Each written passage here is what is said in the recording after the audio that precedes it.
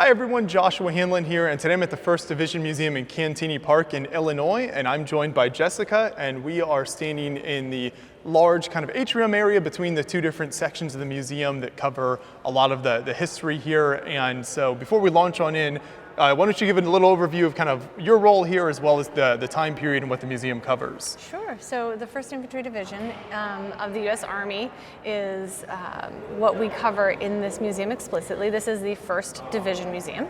Cantigny Park is about 500-acre park, and we were here since like 1960. That the museum has been open. We cover everything that is related to the division, and so it's World War I, World War II, Vietnam, and then the modern present day. Our mission is to really tell the story of the Army through the lens of the division, so that we can interpret not just the division, but those who served in conjunction with the division, or the stories of those who supported the division. So we have 2 galleries here. We are open Tuesday through Sunday, and we are really a very family-friendly space. Yeah, that's fantastic. So you get kind of a pretty wide breadth of American history by coming here. So it's not just one specific conflict. You're going to get an overview of quite a large era as you go through these displays. Yes, you're going to get over 100 years here. That is really neat. So before we launch in here, there are kind of different activities. I know one thing you do, especially for kids, if you want to talk about kind of something to keep them more engaged. Yeah, we have a ton of family-friendly experiences. One of them is our I Spy here. Now I have 3 of my own kids, and they have been very frightened through the years as they've grown up, but this I Spy really gives them an opportunity to look for things and give me a chance to be able to read or experience the museum at my leisure. So we have I Spy Veteran and a Novice I Spy, and if they get through the museum with these, then they get a beautiful big red one stamped right on their hand. Yes, you got to have that reward as well. Yes, it's very important. But that raises an interesting point that's good to touch on, is kind of museums have a bit of a reputation as being these kind of like stuffy places and maybe just like a bunch of objects. Yeah. So what are some of the approaches that you take here at this museum in terms of engaging the public? And I'm sure we'll see kind of more direct examples of that as we go through here, but what kind of overview of that can you give here? We have school tours on a regular basis. You can tell that it gets really busy in here, and the park has a lot of family activities too, which draw people naturally to our space. So we've been able to really include stories and activities for families and kids alike. In the summertime, we do very hands-on things where you can touch different types of artifacts, learn about different periods of conflict, and we again, really strive to keep the content true to its form. Conflict, war is not something that we necessarily want to always talk about, and especially with our children, but we do strive to keep that in perspective, and still tell the truth of what has occurred, and how the division has served our country. Yeah, sounds good. Well, thank you for that overview. We'll go on in then. Yeah, follow me. The 1st Division was named because it was the 1st division that was created for the Great War, so World War I. They took a number of different military units and put them together in the division format. And the division went over to Europe in the spring of 1917. And so that's where we start here. We have this sort of opening into World War I. And our museum was created in a really unique way to be a diorama space. So as we walk in, you'll see and hear some of the feelings that we want to evoke for each conflict. In these spaces, we did a renovation in 2017, and part of the renovation was to tell individual stories a little bit more, not just have our timeline. So we've tried to combine the knowledge, the breadth of timelines with the stories of individual people and the military technicalities, the division, the way it was created. What we like to call this is a team of teams. So you had to have all of these pieces to really make it work. And that's what General Pershing kind of talks about in World War I, when we got there, the French and the British wanted to split up the American troops and kind of plug them into spots. And so the Battle of Cantigny was the first time that the Americans were actually a solid fighting unit. And General Pershing walked up and down the line and said, all right, guys, this is your chance. You're going to do it, and you're going to do it well, or we're not going to be a solid unit anymore. And so the Battle of Cantigny was the first American battle during World War I. And the benefactor of this whole space, Cantigny Park, Colonel Robert R. McCormick, participated at the onset of that battle. And he was so moved by his experience and the division that when he came back, he renamed his home, which was originally called Red Oak Farms, Cantigny. So that's where our name comes from. And so this is your first experience as the Battle of Cantigny. As we walk in, you can see there's a trench, and we're gonna walk down the trench as well. And this is incredibly immersive here. So not only on kind of like the eye level area, but even going way up as you kind of look up towards the ceiling here as well. You've got the kind of tanks and armored vehicles and soldiers up here. So there's so much that kind of puts you in this space. Yes, and I think that's what's unnerving for some people. My little ones, when they were young, you guys can come through. We're giving you that feeling of being there, and this is that initial experience with trench warfare and the first time that we were really using tanks. So in the Battle of Cantigny, the tanks were French tanks, and so we have the model of a French tank here. We have all the maps of the troop movements for those who want to really dive into the battle as well, and then the atmosphere kind of gets the kids into the mindset.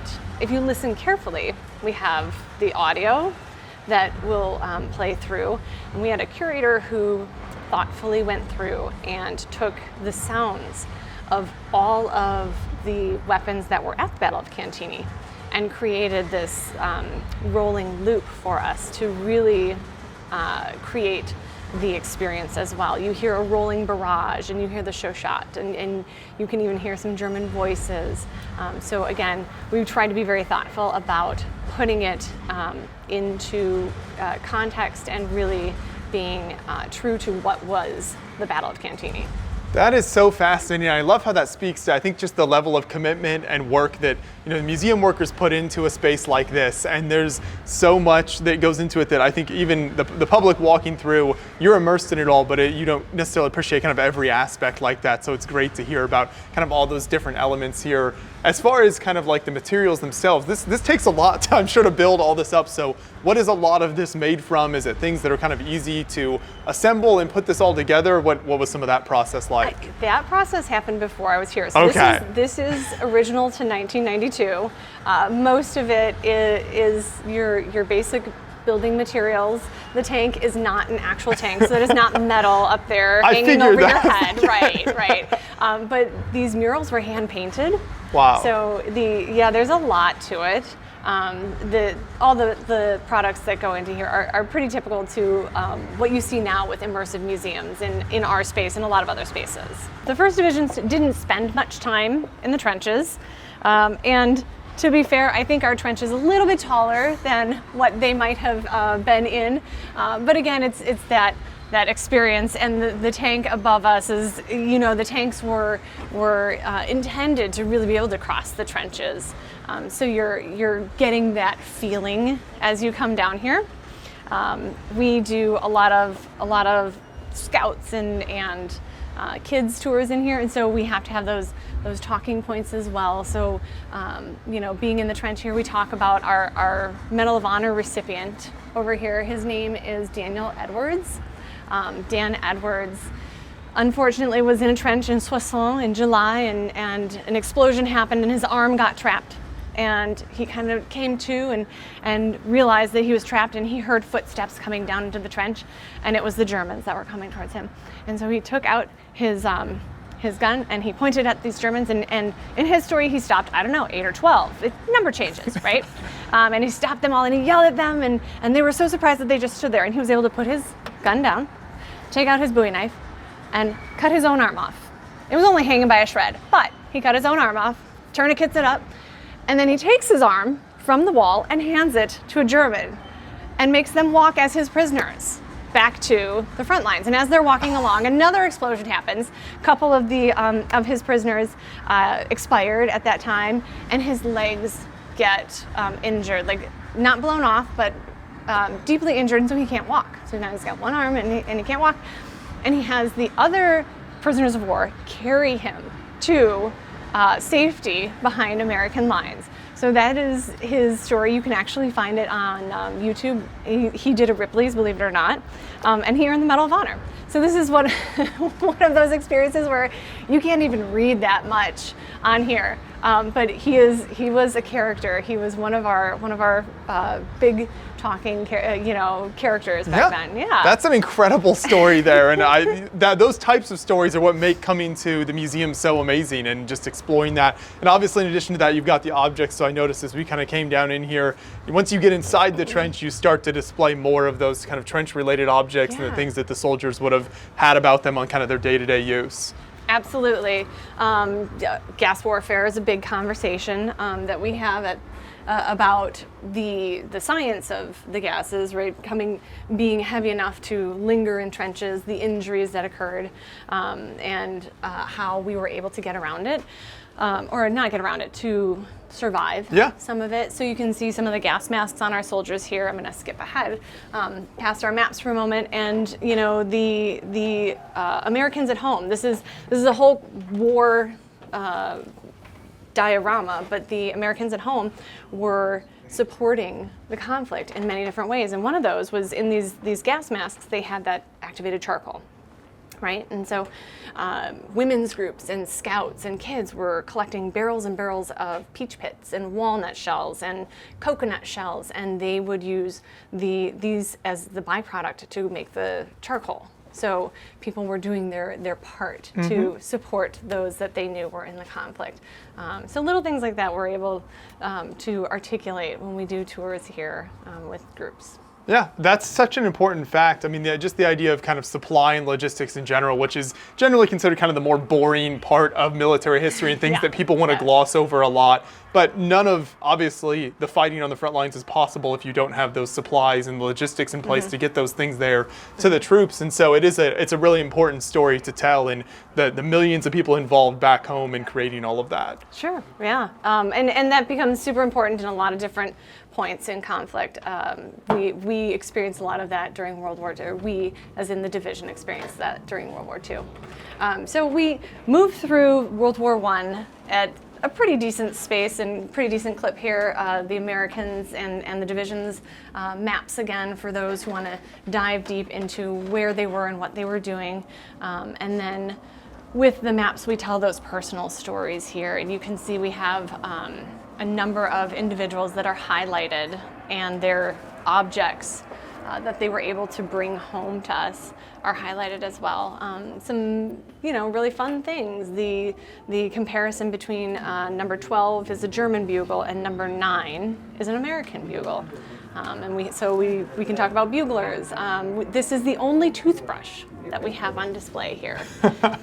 And it's one of those things, again, everyone can relate to needing to brush their teeth, right? Whether they do or not. And so Corporal Hoyt brought his toothbrush home.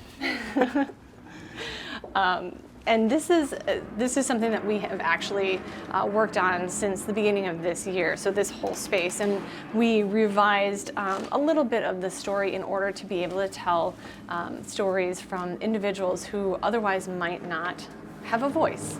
And so we really focus on women in World War I in this space. And we are looking to broaden our vision to include other individuals whose stories have needed more telling through the years.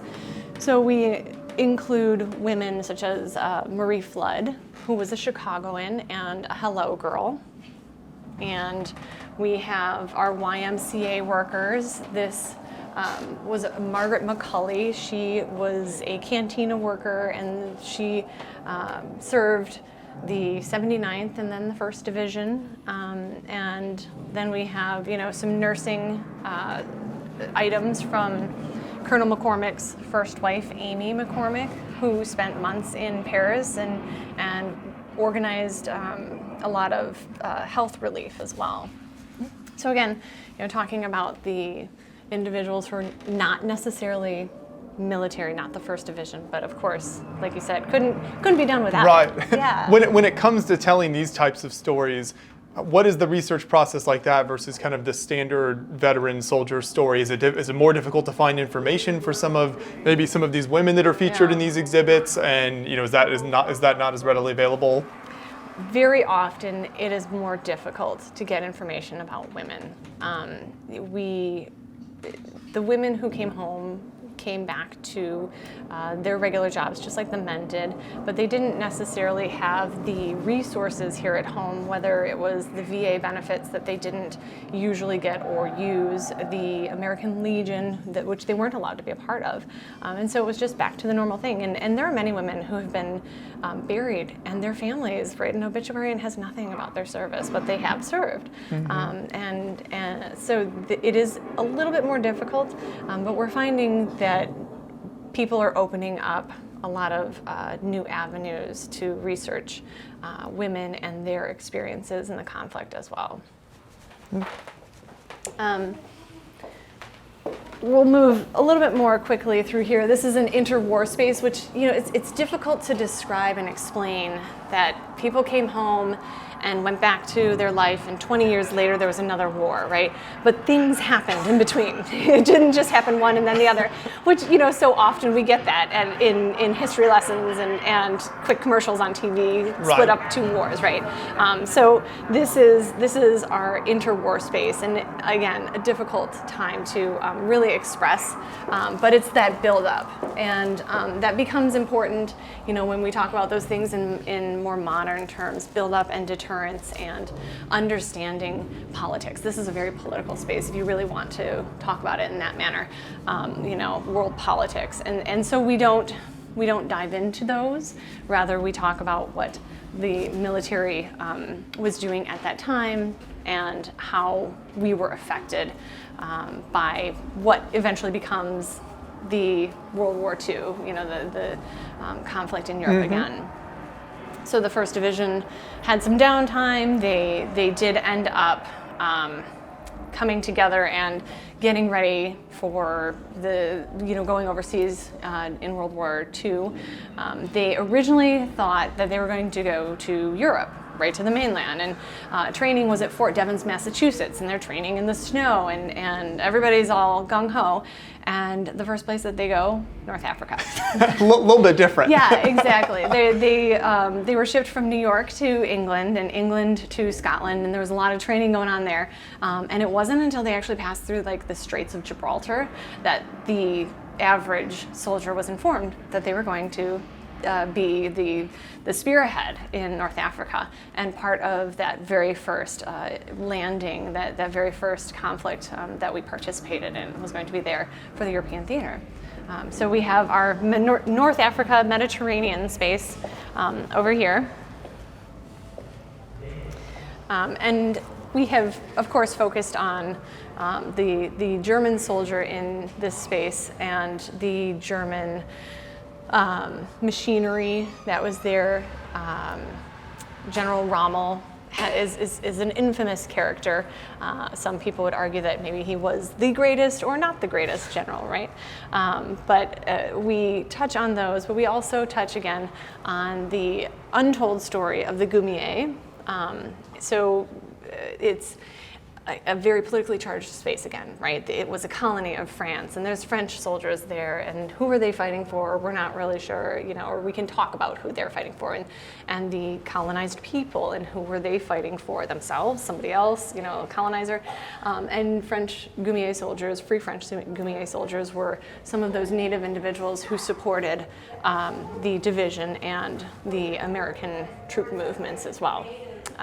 So we are able to touch on them and women again as well to highlight those stories. And then you kind of see that really big map and story about the 1st Division. We hear a lot about Western Task Force, particularly because of the Patton movie, I think, right? Patton is such a big character at this time. And becomes bigger and bigger. So this is our experience as a division, the division's experience through North Africa. And it's one of those that the story doesn't get told really quite as much when we first start talking about the World War II and the conflict in the European theater. Yeah.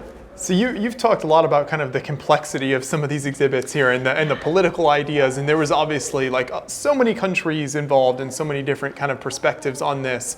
But then you just mentioned that the movie aspect as well, and kind of the pop culture idea that so many people come into with having watched, World War II movies growing up, whatever it might be. So does the museum kind of actively try to kind of fight back against maybe there's some of those like myths related around some of these conflicts? And is that, some of the things that you're keeping in mind of, how can people coming in with maybe some of these preconceived notions from movies or pop culture, whatever it might be, and how can we kind of right some of that? I love that. Can I use that? Because I haven't written about that yet. No. We don't really need to, as in we don't fight that. We do our best here to be very factual and tell the story through the objects that we have and to the best of our abilities through the archives that we have. And when it comes to preconceived notions and movies and things, people are going to walk through, and we are not going to say, well, that's not, the Patton slap is a huge one, right?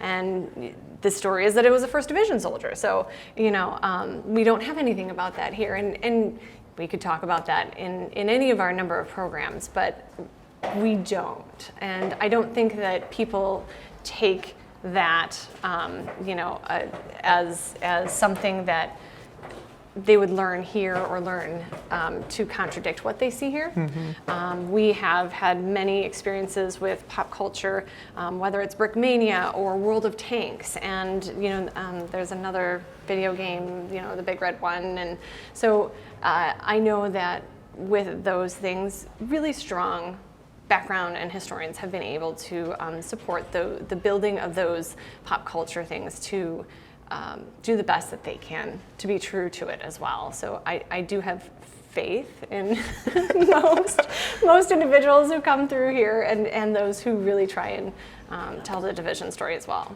Okay, interesting, yeah. Let's see, from North Africa, they have to fight through North Africa and Sicily, and so that's all of this right here, two huge battles, right? Mm-hmm. They take a year's worth of time, and then the division goes to England, and they get a little bit of a respite. And so we move very quickly from one conflict to the next within the war, and start talking about D-Day and the work up to D-Day, and you hear that ominous music that's starting. We have an amazing film, and it has a lot of footage from World War II, a lot of really great stuff that kind of builds up to the experience that the soldiers had on D-Day. So we can take a peek in there if you'd like. So we have the D-Day film, and that's sitting in a replica of a landing craft, and then you arrive on the beach here and you get to see a little bit of what it could possibly feel like. We do have a lot of environmentals here. The hedgehog here is not real, so this crisscross Xing thing, but we do have pieces from the actual beach on the other side there. Originally, our murals were very environmental as well, but just before the pandemic, we had a very famous artist, Keith Rocco. He's well known for his military paintings. He came and added to our mural. So to our left, around the corner here, you will see D-Day, and that's the June 6th section of the mural, where you have our medics working with soldiers, injured soldiers, and there's actually specific stories embedded into here. So there's a touch screen where we can touch the screen and learn more about the stories of the soldiers. As you can see, there are films or photographs of different individuals and different things, even so much as talking about the weather that is depicted there. So we have the medic like Charles Shea. He's in the very middle. He's got a small mustache there, and he's taking care of an injured soldier. He was a Penobscot Indian, Native American, excuse me. He was a Penobscot elder now, and he was technically not a citizen, but he joined the military, and he was put with the 1st Infantry Division as a medic in the 16th Infantry Regiment. He was there on D-Day. He went all the way through Aachen, and he was captured as a prisoner of war, survived that, and has just an illustrious military career beyond that until he retired from the military. But he's a story that we are able to really highlight in this section as well. Waverly Woodson is another one that we have on the wall, and then Medal of Honor recipient Jimmy Monteith is on this section. So really we're trying to add to the story as much as possible that is also going to relate to individuals, right? After a while you get tired of looking at things, but those touch screens are another highlight for us to be able to get in touch with different types of visitors. The language has English and Spanish on there and that kind of thing. So then we have another one up here, and this section was repainted as well to include the June 7th story, so D+1, and we're depicting what it would have looked like after the majority of the fighting had moved up and off the beach. And you can see here we have the landing craft and a tank that didn't quite make it. And again, on that touch screen, we get to talk about that. We have the 320th Barrage Balloon Battalion here as well that we have on our touch screen. So a lot of different stories in different ways rather than just our artifacts or in words. Right, and I'm sure that helps create kind of that connection as the visitor comes through. They want something as cool as it is to see a helmet or a uniform, those human stories I think is what a lot of people connect with. Like and we try and make it as experiential as possible, so don't trip as you walk up here. I do love the like bullet casings down here. Yeah. You need like a off-road wheelchair when you go through here. We offer those for those who need assistance walking. We offer wheelchairs so that you can get up through here. There you go. And again, there's so much to talk about, for World War II. So, we bounced through here chronologically, but very quickly, and we're just going to bounce right through another 6 months from June to December here, and we get into the Battle of the Bulge. So we had to build this space around the tank. This is a Sherman tank that they brought in and put in here. And then so this is an actual tank then in this display? This is an actual tank, okay. Yes. You technically can get in it. I can get in it, but it's demilitarized, so there's nothing working in it. Yeah. But we can't get it out of here unless we knock down the wall. We're talking about the Battle of the Bulge in this space, and so we whitewashed the tank, which was made for interesting conversation from longtime visitors and guests who have a lot of military knowledge or even veterans. It's always interesting to talk to them, and one of the things that we get is, that's not how it was. And there are so many different experiences that people have, and we do our best to interpret the division's experience from what we know with official paperwork and soldiers who were with the division. So perhaps not every tank was whitewashed, but that is our interpretation here to give the Battle of the Bulge that thorough look. Right, because you're having to depict a very large swath of experience here with just a few things on display. Right. So it does make sense that not everything is going to perfectly represent how every soldier kind of saw the war, what they experienced. Yes. Our number one thing that people ask about is the Kilroy was here. I have never gotten through a school tour or a scout tour without a kid raising their hand, and I'm like, question or comment? And they say, question. What? Who's Kilroy? So there are so many background stories to Kilroy. I don't know which one is real. The riveter who put his name on there, and the idea that the Germans spent lots of money trying to find who this spy Kilroy was. There's a lot out there for it. So that's always a fun one when people see Kilroy. Everybody's got to have that in World War II, right? Oh yeah. In terms of pop culture, Samuel Fuller was a director. He directed the film The Big Red One. And he was a member of the division, so he had he had equipment with him to be able to take footage during the conflict. And some of the sensitive footage that we have was when the division made it into what was then Czechoslovakia. They liberated 2 work camps. They were POW work camps. So they were not individuals who were surviving the Holocaust as having been persecuted in that manner. But we have, a very good set of films and background on these, and so we do choose to show those, which again, it's very sensitive to some, but it's important to also discuss the post-conflict reparations. Is there kind of a line with certain objects or photos and films where the museum is kind of discusses that and says this is kind of too much? We're telling the story, but there is a line there where you've got obviously a range of people from adults and young kids coming through, and this just isn't something that we want to have out there. There is, and I think it's different for every institution and even every individual. I personally am comfortable with being able to have something that I can articulate in text. So we can do that with the Sam Fuller film. We can use text, but there are some things that are too nuanced or text that people might not read, and they're going to walk past and they're going to specifically think something negative or assume something negative. So there are lines, and there are certain things that people will not put up. But in our case, we are very judicious about how we can talk about it in textual information here, so that others can take the time to read it, or that the object, is well balanced with other representation. Mm-hmm. We don't have a room full of Nazi flags. We have them to interpret the leadership of the Germans at that time in the conflict that we had with them.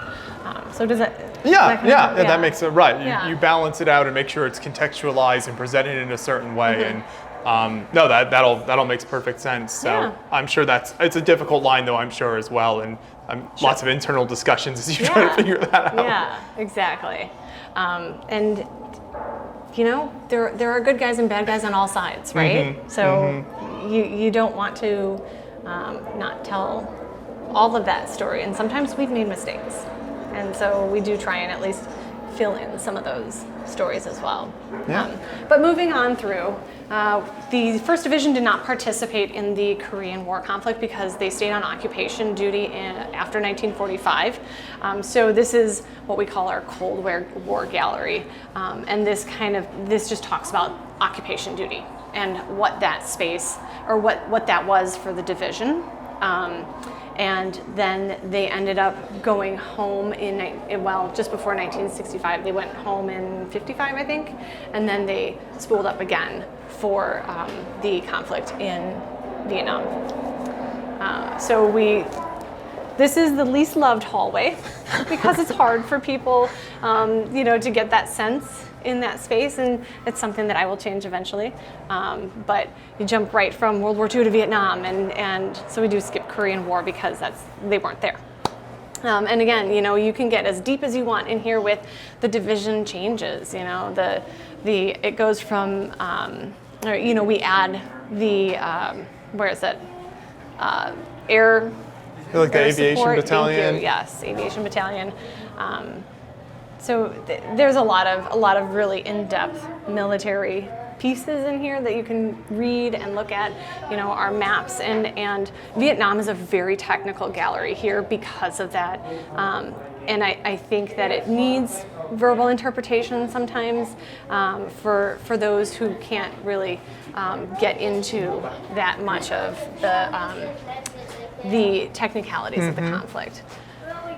One of the really difficult parts here is that we have 2 soldiers that look like they are the same thing, and they are not. but we have the Viet Cong and the NVA, right? And so again, the technicalities, the politics of that. So this makes for a deeper space for those who really want to dive in and are really interested in learning more about the depth of the Vietnam War. And of course, you have the environmentals. Yeah. Lots of vegetation. Yes, yes. The stories that come out here, again, are very individualized stories, and this is where we were able to add the soldier's voice as well. So we actually spent many hours interviewing soldiers and being able to put their actual voice, their images on our screen here. And it's a touch screen, so you can scroll through and listen to any number of soldiers and their experiences in Vietnam. And that really adds that depth of understanding that these people have, like you said, very personalized stories. Yeah. Even kind of virtually on a screen like this, I think there's still a lot of ways to connect with people. Mm-hmm. That's right. That's neat, yeah. Yeah. As we move through Vietnam, you can see that the maps and everything are really talking about the operations that were performed, and again, that depth of understanding the conflict. Believe it or not, we used to have scouts that would sleep overnight, and so kids would have their sleeping bags on the floor in here, you know, and it was one of those ones that either really wanted to sleep in here or they didn't, because you turn the lights off and it's dark. Right. It's always a fun time when you have the kids in this space as well, really experiencing a little bit. I love the use of the large kind of projector screen idea as well. So you've got kind of the more traditional text and images on the walls, but then it just makes it so immersive. Like, you hear the sounds as well, which you talked about earlier, and then the images up there. Yeah, exactly. We end our first gallery here. We end it after Vietnam, after the individuals come home, and in every space we have a a Medal of Honor medal highlighted, and then we have our Medals of Honor wall right here. Mm-hmm.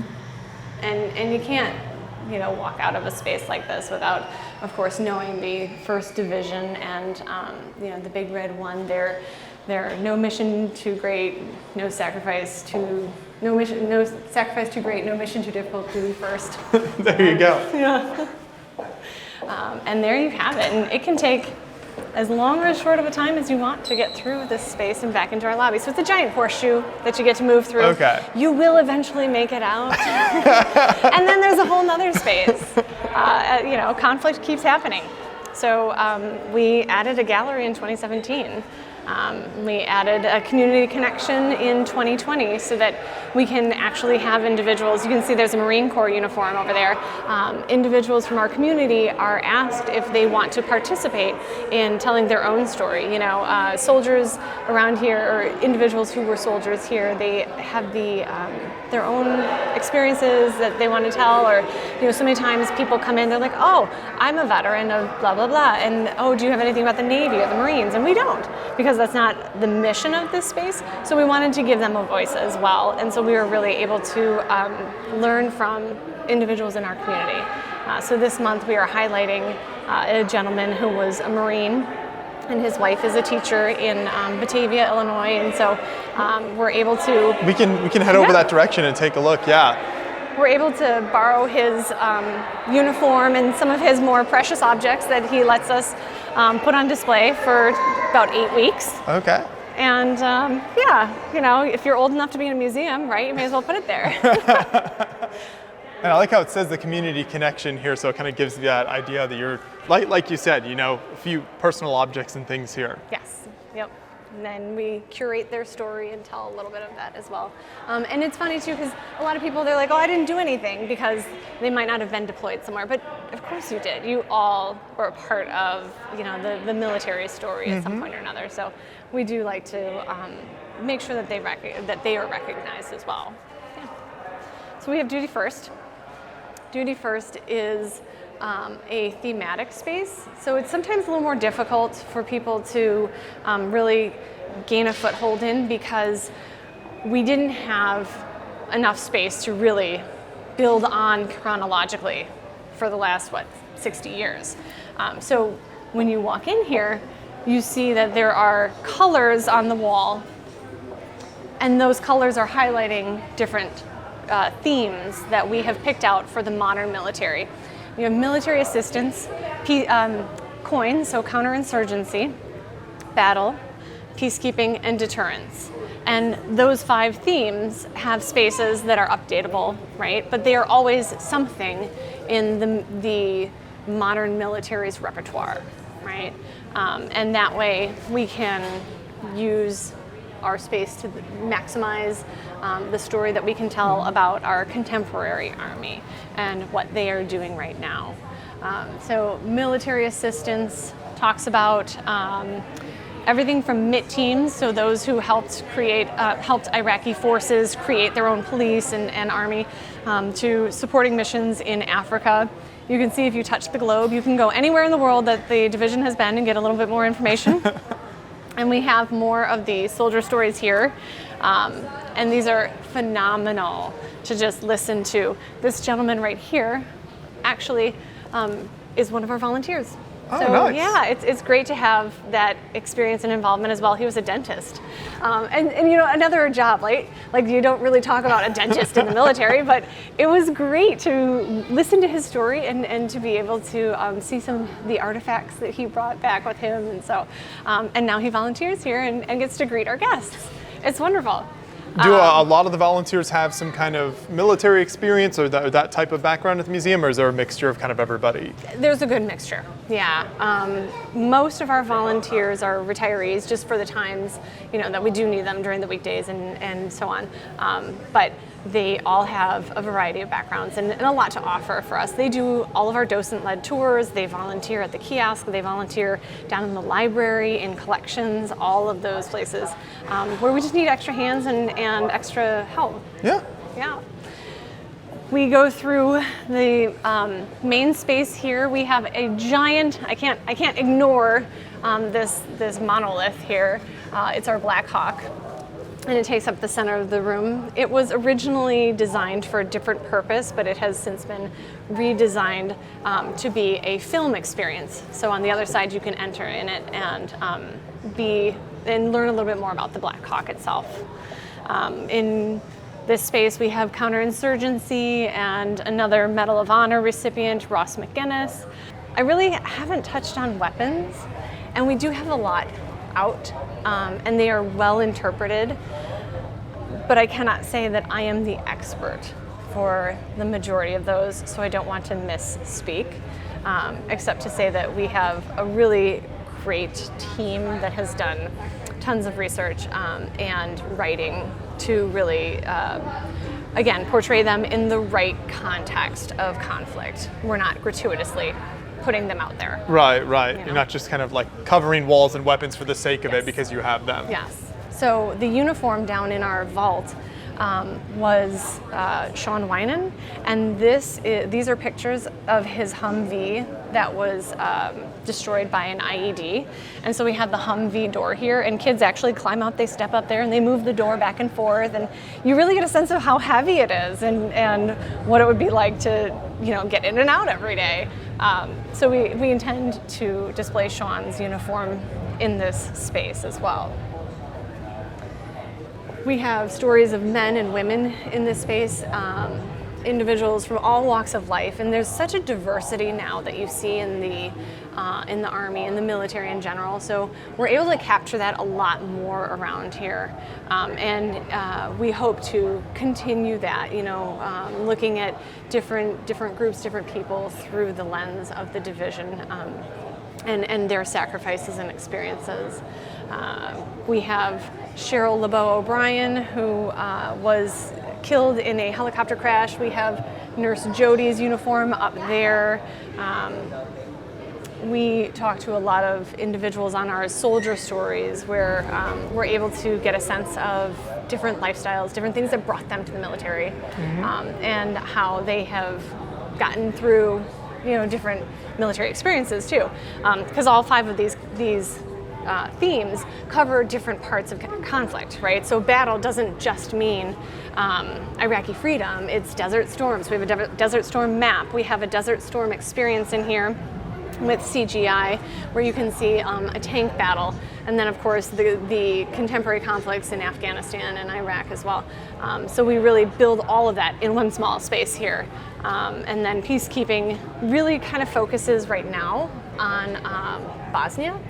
I look to update that as well, because we have had a lot of experience with peacekeeping and working with other nations, but this was exclusively with the United Nations and the peacekeeping forces during the late 90s.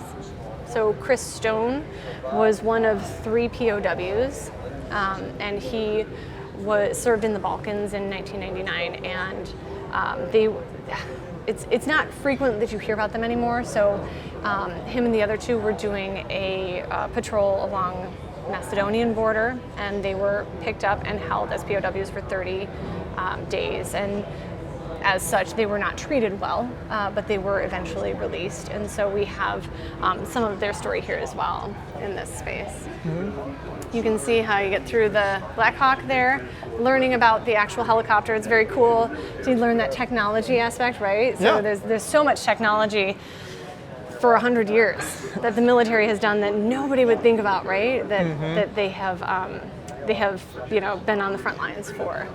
So the helicopter touches on a little bit of that. And then one of the favorite artifacts in our entire space is the Berlin Wall. People love seeing the wall, and it's a huge piece. We had to reinforce the floor just to get this in here and give individuals the experience of, they touch it on the bottom, and remembering. So as you get older, right, you suddenly walk through a space, you're like, I remember when that came down. I was so old, and you get a chance to see what the story was around that, particularly in deterrence here. Yeah, and the scale of that is, it's just a perfect object to give people an idea of, what that would have been like when this was a whole wall in the middle of a city. So that's really cool. Yeah. And we end with what they carried. Soldiers, obviously, anybody, right? When you go on vacation or when you're cross country, do you take something with you? Oh yeah, lots of stuff. Yeah, my family, we have a little stuffed animal that we take and we take pictures of. And so these are just some of the objects that people are like, yeah, I carried this with me across a country or during a conflict. And so what they carried is really a very personal end to our space here.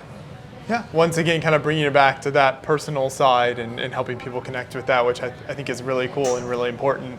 One interesting thing that, since this museum kind of covers a number of different conflicts, and certainly the world wars and Vietnam and even these more modern conflicts, among kind of the public perception in the US kind of approached very differently. So like World War II, obviously very popular in the US, a lot of interest, where something like World War I, not as much. So is it, you find it's difficult in the museum for some of those areas that maybe there's kind of less interest going in to kind of get people to spend time there and really understand some of that and not just skip ahead to like D-Day, which everybody's heard of? Yes.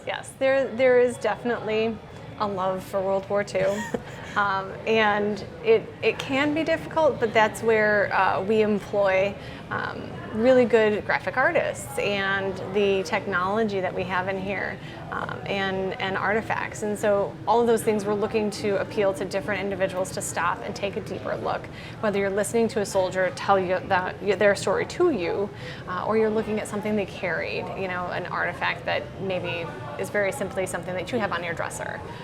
So we work really hard at that, and there is a huge part of public programming that goes into that as well. So I think that team does an amazing job of touching on those things for people to, get a hold of a new interest or give a little depth to it.